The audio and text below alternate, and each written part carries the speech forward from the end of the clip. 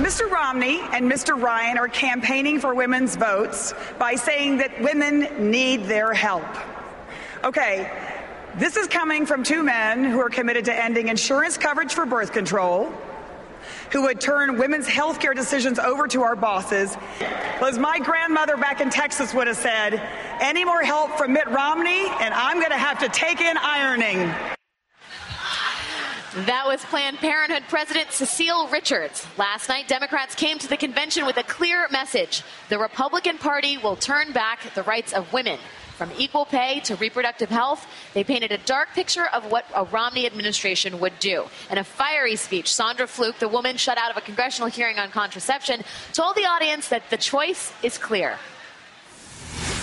During this campaign, we've heard about two profoundly different futures that could await women in this country, and how one of those futures looks like an offensive, obsolete relic of our past. Warnings of that future are not distractions. They are not imagined. That future could become real. Joining the panel now is New York City Council Speaker Christine Quinn. Thank you. Great to have you on set. Thanks. Madam Speaker, so let's jump off of Sandra Fluke's comments about obsolete relics on a number of issues, whether it's gay rights, whether it's pay equality, whether it's reproductive health. The Democrats are pushing a narrative that they are the party of the future and the Republicans are the party of the past. I want to know what you make of that and what kind of triage the GOP can do, if any, to ameliorate their image. Well, I think those are the facts. I mean, the facts are, look at our platform, look at their platform.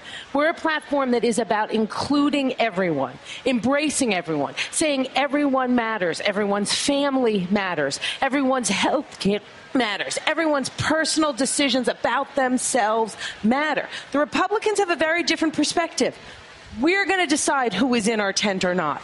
We're going to decide what families matter. We're going to decide who we leave out, and we're going to make decisions for women, even if we are men who will never have those types of choices before us. So it's not kind of a narrative or a dialogue. It is a fact. And the Republicans can kind of spin and say they love women and do kind of nice speeches, but they don't have any substance that shows that they care about women, that they care about LGBT people, that they care about immigrants, or that they want to embrace the entire of what really is our country.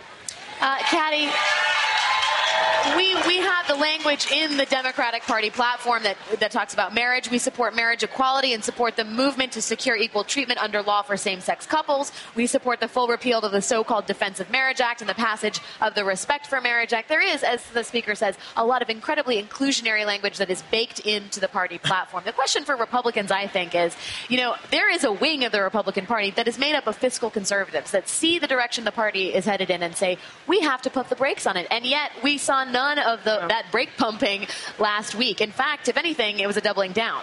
Yeah, but what we did see last week is a huge reach out to women.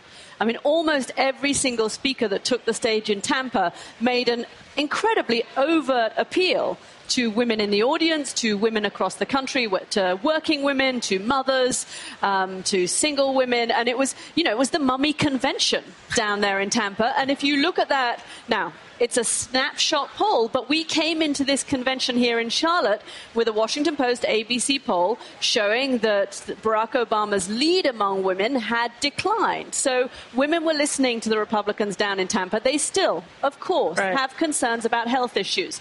But something that was said last week seems to have affected some women's opinions of the party. We'll see. It was only a snapshot poll. There needs to be a deeper poll. You have to think, though, if you have to be that overt, if you have to literally stand up and say, we love women.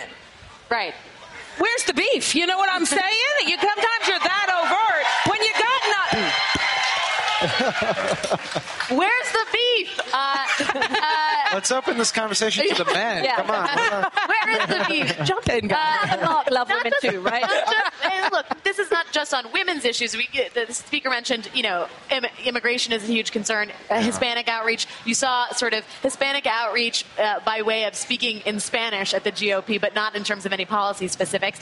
The other thing the Democrats are doing, we mentioned this a little bit before, is trying to bring in the moral compass question, specifically specifically as it pertains to something like the Paul Ryan budget, where the U.S. Conference of Catholic Bishops went to Paul Ryan, a Catholic, and said, this plan that you have put forward, it hurts the poor. It is not a morally sound proposal for the country. Sister Simone Campbell last night, the famous nun on the bus, made a case. Let's listen to what she said last evening regarding the Romney-Ryan budget.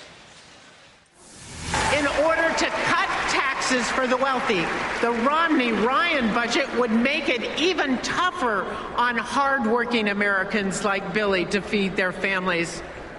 Paul Ryan says this budget is in keeping with the moral values of our shared faith. I disagree. Together, we understand an immoral budget that hurts already struggling families does not reflect our nation's values. We are better than that. Mark, I thought this, we talked a lot about the Conference of Catholic Bishops being upset with the administration on the contraceptive coverage issue.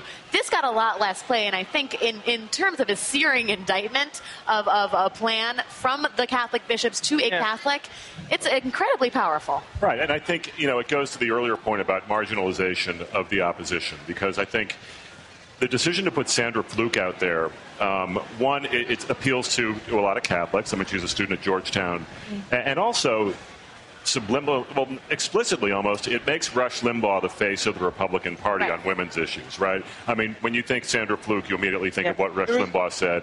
That's the immediate association. And that is obviously a winning issue, the Democrats think, for themselves. I don't want to diminish what Sandra said, but it almost felt like it was bait in a way, because you knew in some respects that there was going to be some conservative or Republican voices who just couldn't handle her speaking on the stage and say something deeply offensive. So, I think they almost wanted to bait them in. One thing that I've noticed that's interesting about this convention, no one's mentioned the Supreme Court, or at least it hasn't got much mention at all. And that's where all this stuff sort of meets. I'm waiting for one speaker to get up there and say, listen, this presidential election is most important because it could very well decide the next 2, possibly 3 justices on the court. Yeah, but I would say that not a motivating issue? Well, no, you hear that every 4 years. I mean, every election is about the Supreme Court. But, you can sort of run the math. Given the magnitude of the decisions that the Supreme Court has handed down in the last year or two, I think there's a renewed interest in the power of the court. I'm surprised too, actually, Sam, I agree, that they haven't used this as another wedge to drive voters in the middle.